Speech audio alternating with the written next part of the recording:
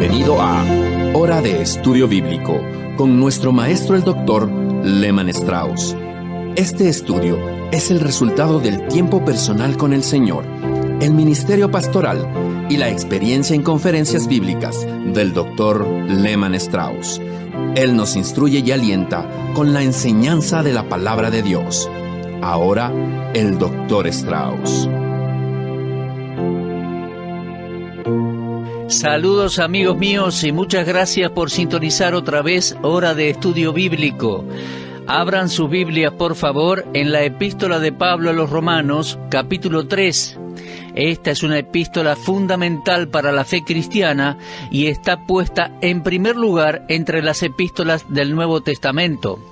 Pero antes de comenzar el estudio del día de hoy, vamos a orar. Amado Padre, te agradecemos por tu provisión. Gracias por el privilegio de ser parte de tu obra. Señor, te pedimos hoy para que obres en los corazones de cada persona que esté escuchando. Tú conoces sus necesidades, angustias, tristezas y cuántos corazones rotos hay que nos están escuchando. Te pedimos que consueles a aquellos que están pasando por momentos difíciles o de soledad. Tú los conoces, Padre, y los dejamos en tus manos. Te pedimos que la exposición de tu palabra sea de mucha bendición, que traiga convicción de pecado, porque estamos desarrollando Romanos 3, donde el Espíritu Santo nos inculpa de pecado a todos los seres humanos, para después ofrecernos salvación y vida eterna en Cristo.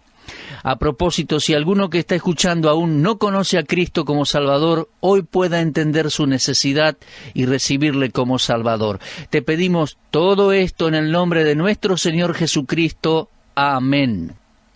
Muy bien, entonces, su Biblia abierta, por favor, en Romanos capítulo 3. Brevemente, permítame hacer un resumen de lo que vimos hasta este momento. Vimos la introducción a la epístola, recuerda, Romanos 1 al 17. Luego vimos en capítulo 1, desde el 18 al 32, que los gentiles y paganos son condenados por Dios y no tienen excusa. Después vimos en capítulo 2 de Romanos, versículos 1 al 16, vimos la razón por la cual el moralista también es condenado. La persona moral que nunca cometió un escándalo público, un adulterio, un asesinato, está también perdida. Y en esa porción de las Escrituras se nos dice por qué también está perdida delante de Dios. Comenzando con el capítulo 2, versículo 17, hasta el capítulo 3, vemos que el judío también está perdido.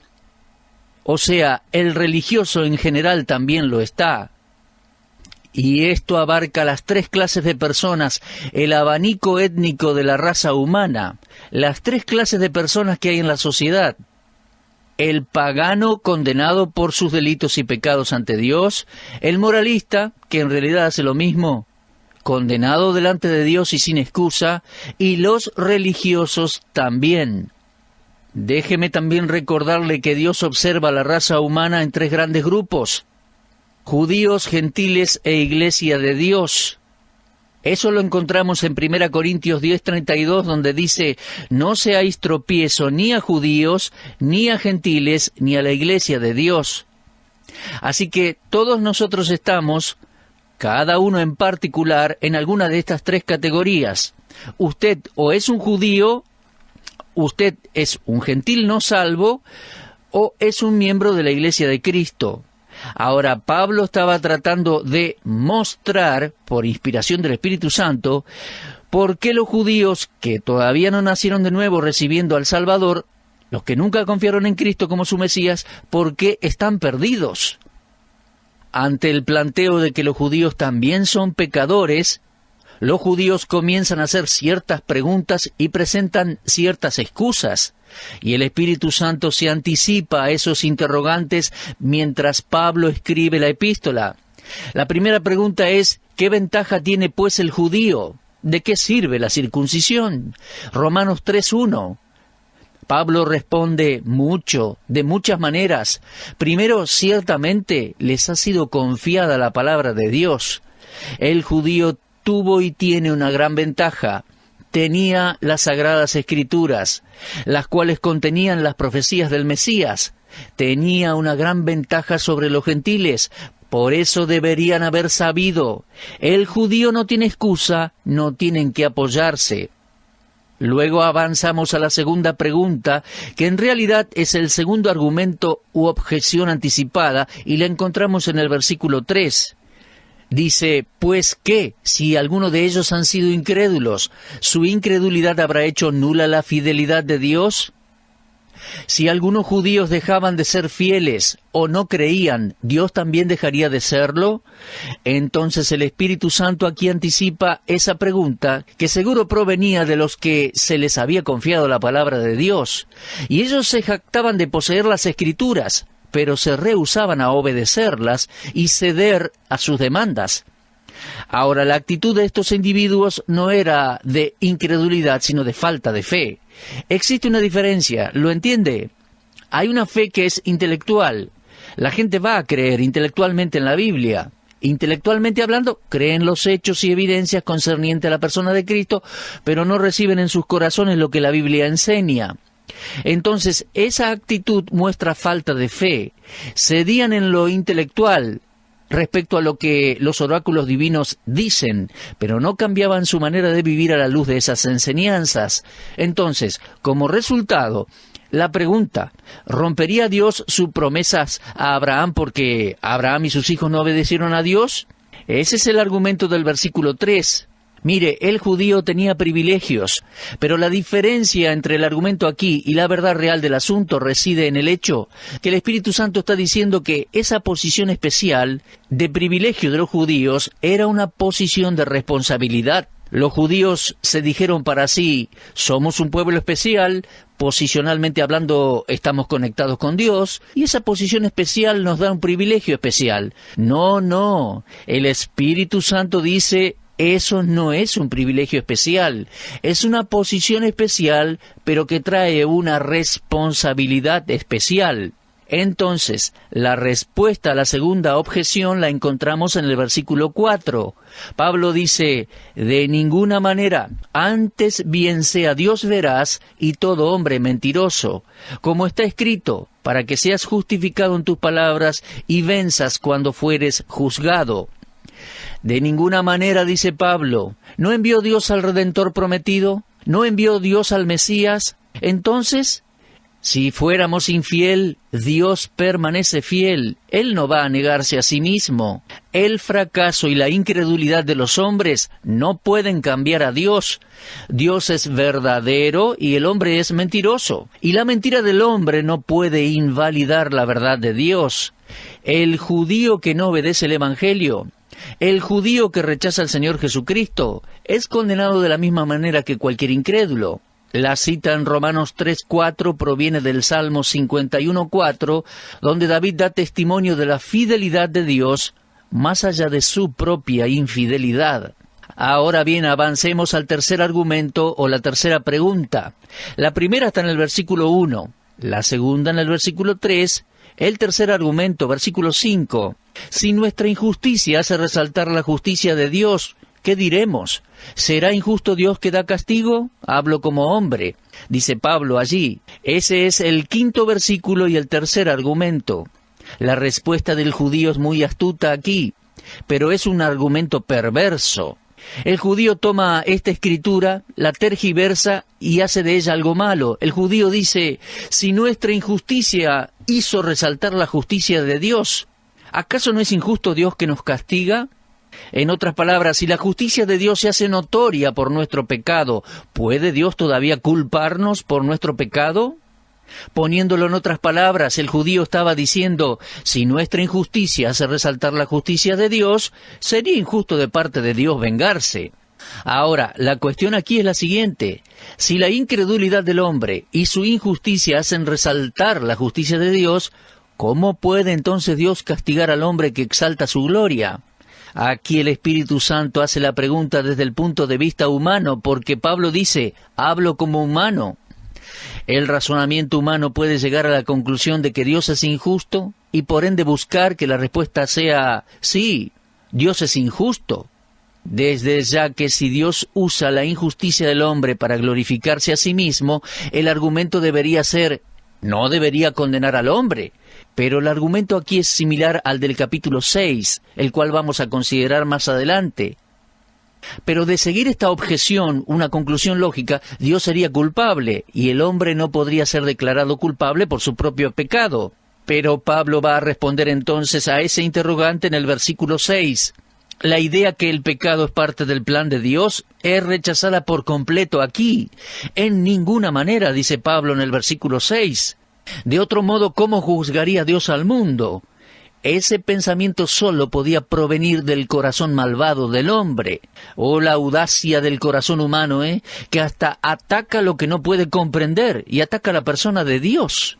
Pablo descarta ese argumento de la mente limitada del hombre que pone en cuestión el honor y la justicia de Dios. Abraham reconoció que Dios hizo bien al ejecutar su juicio contra los malvados. En Génesis capítulo 18, versículo 25, cuando Dios le dijo a Abraham que iba a traer juicio sobre Sodoma y Gomorra, Abraham dijo, ¿el juez de toda la tierra no ha de hacer lo que es justo? Ni el intelecto del hombre ni su conciencia constituyen una corte de apelaciones para juzgar a Dios. Dios va a juzgar al mundo y cuando lo haga va a hacerlo con justicia. Cada sentencia en su juicio será justa. La respuesta dada en el capítulo 3, versículo 6, vindica la soberanía de Dios, al igual que otro pasaje que vamos a ver más adelante. Por ejemplo, cuando llegamos al capítulo 9, comenzando con el versículo 14, leemos, ¿qué pues diremos? ¿Que hay injusticia en Dios? En ninguna manera, dice el texto. Pues a Moisés dijo, tendré misericordia del que yo tenga misericordia, y me compadeceré del que yo me compadezca. Así que no depende del que quiere ni del que corre, sino de Dios que tiene misericordia. En resumen, uno nunca puede culpar a Dios por su decisión de juzgar al pecador. Ahora, volviendo a capítulo 3, Romanos, los versículos 7 y 8 del capítulo parecen amplificar y expandir un poco lo que se enseñó en los versículos anteriores, o sea, el 5 y el 6. El hombre impío aquí, con su pregunta, desafía con un vigor renovado el derecho de Dios de castigarlo como pecador. ¿Se da cuenta? El judío está acorralado aquí en estos versículos, no ve ninguna salida, ha violado los mandamientos de Dios, tenía una posición especial como individuo y como nación, pero usa esa posición como derecho para hacer lo que quiere. Entonces Dios aquí está tratando con él basado en eso. El mal solo puede producir mal. Por ende, si el que se excusa continúa en pecado, lo único que hace es amontonar juicio para el día del juicio, según lo vemos en el versículo 8. ¿Se fija en eso? Por favor, fíjese, Romanos 3, 8. ¿Y por qué no decir, como se nos calumnia y como algunos, cuya condenación es justa, afirman que nosotros decimos, hagamos males para que vengan bienes? Los judíos se apoyaban en la idea que iban a librarse del juicio de Dios y se ponen a hacer cuestionamientos. La tentación a hacer lo malo para que vengan bienes es inherente en el corazón del ser humano, pero esa idea es contraria a las enseñanzas de la verdad de Dios. No existen, por ejemplo, las mentiras blancas. Si es una mentira, entonces no es blanca, y si es blanca, entonces no es mentira.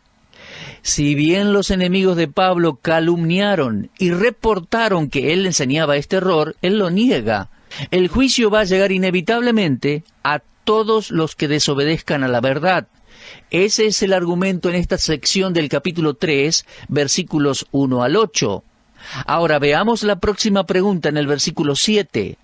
Al judío le encantaba discutir, especialmente cuando estaba arrinconado. Desde luego que el judío no es diferente al gentil en este aspecto, aunque es un poco más pasional para discutir. Cuando usted se encuentra con su pecado y sabe que va a ser juzgado, entonces comienza a discutir y a argumentar para encontrar una salida, un escape. Esto es común con todas las personas, pero al judío le encantaba discutir al respecto. Así que Pablo continúa con la objeción. En el versículo 7 dice, la verdad de Dios abundó para su gloria. ¿Por qué aún soy juzgado como pecador? Así que el judío aún está discutiendo que de alguna manera, si el pecado del hombre resalta la justicia de Dios, O sea, si la mentira del hombre hace que la verdad de Dios resalte, ¿cómo puede entonces Dios juzgar justamente al pecador?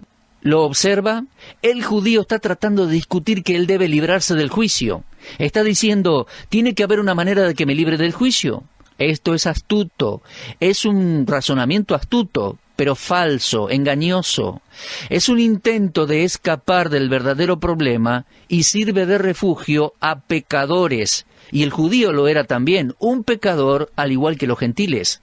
Así que Pablo les dice, si ustedes van a decir eso, entonces vayamos a la conclusión lógica del argumento y veamos exactamente a dónde conduce. ¿Cuál es la conclusión lógica de esa enseñanza? Hagamos males para que vengan bienes. Esa es la conclusión lógica de esa enseñanza. Y eso es exactamente lo que algunos judaizantes habían enseñado. El fin justifica los medios. No importa lo que uno haga, mientras el fin sea bueno. Ellos decían, hagamos mal para que vengan bienes. Y esa parece ser una filosofía moderna. La gente ve lo que parece ser bueno saliendo de algo malo. Por ejemplo, un hombre roba algo y no lo atrapan, y digamos que robó dinero. Si asumimos que el dinero que robó lo va a utilizar para darle de comer a su esposa e hijos, entonces él puede llegar a la conclusión que como usó el dinero para una buena causa, lo que hizo estuvo bien. El fin justificó los medios. Hagamos males para que vengan bienes. Pablo dice que eso no es verdad. ¿Saben por qué dijeron eso de Pablo? Pablo enseñaba la salvación por gracia, sin obras. Así que los judíos usaron esa doctrina en su contra. Lo que ellos estaban diciendo era, este hombre, Pablo, dice que cuanto más uno peca, el resultado es mejor. Pero Pablo no decía eso. Pablo dice en Romanos, a donde abundó el pecado, sobreabundó la gracia. Romanos 5:25. Y ellos acusaban a Pablo de enseñar que el fin justificaba los medios. Pablo refuta eso y les da una respuesta. Y aquí tenemos dos lecciones solemnes. Primero, el legalismo estricto lleva a una peor licencia.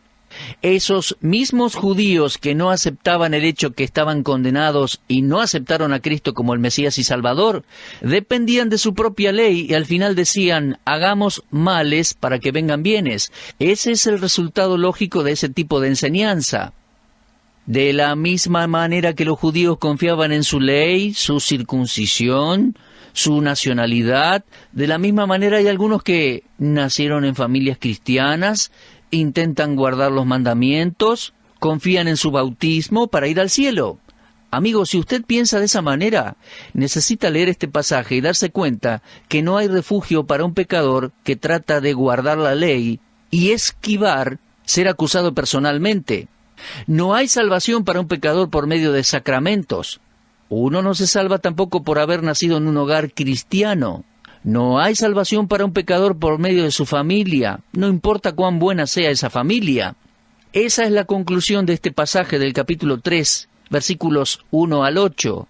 ¿Se da cuenta? Todos necesitamos redención. No discutamos más. Necesitamos ser redimidos. Necesitamos ser salvos, necesitamos ser librados de la paga del pecado y debemos dejar de argumentar porque se complica la discusión y ya casi ni lo puedo explicar y es mejor que reconozcamos nuestro pecado y recibamos la gracia y el beneficio de Dios. Ahora vamos a repasar un poquito. Pablo trató con los gentiles en el capítulo 1, versículos 18 al 32. Trató con el moralista en el capítulo 2, versículos 1 al 16. Ellos son culpables delante de Dios y no tienen excusas. Y trató con el judío desde el capítulo 2, versículo 17, hasta capítulo 3, versículo 8. Y los religiosos tampoco tienen excusa delante de Dios. Su religión, su membresía a un grupo religioso no les va a hacer esquivar el juicio de Dios. Mi amigo, mejor que cada uno se reconozca pecador delante de Dios. En nuestro próximo estudio vamos a ver el veredicto final de Dios para el mundo entero, y ese veredicto es el de culpable. Pablo dirá, ¿qué pues? ¿Somos nosotros mejores que ellos? En ninguna manera. Ya hemos acusado a judíos y gentiles que todos están bajo pecado. Querido amigo, ¿usted se ha ubicado delante de Dios bajo pecado? ¿Ha reconocido su pecaminosidad delante de Dios? Gracias a Dios que hay una salida cuando uno sinceramente se reconoce como pecador, porque Dios lo planeó todo. Porque de tal manera amó Dios al mundo, que ha dado a su Hijo unigénito, para que todo aquel que en Él cree no se pierda, sino que tenga vida eterna. Amigo mío, si usted no es salvo, si ha estado confiando en su iglesia, en los sacramentos, en su trasfondo familiar religioso, y si tiene argumentos para discutir que usted no es pecador, mi amigo, reconozca su pecado delante de Dios y personalmente e individualmente reciba al Señor Jesucristo como Salvador personal. Confíe hoy en Él y esté pendiente. Vamos a continuar este estudio porque ahora viene lo mejor. Pablo va a cerrar el tema así en Romanos 3, demostrando que todos somos pecadores, y en el siguiente párrafo del capítulo va a presentar la salvación y la justificación de Dios. Muchas gracias entonces por acompañarnos hoy. Dios mediante, vamos a continuar con este estudio en nuestro próximo programa. Será hasta entonces, y por favor, repase la lectura en su casa de Romanos capítulo 3. Usted estuvo escuchando Hora de Estudio Bíblico con el maestro el doctor Lehmann Strauss. Si desea escuchar una vez más este mensaje, visite nuestra página en la internet www.bbnradio.org. Le dejamos la invitación para que el día de mañana nos acompañe aquí, en este mismo horario y punto del dial. Hora de Estudio Bíblico es una producción de BBN.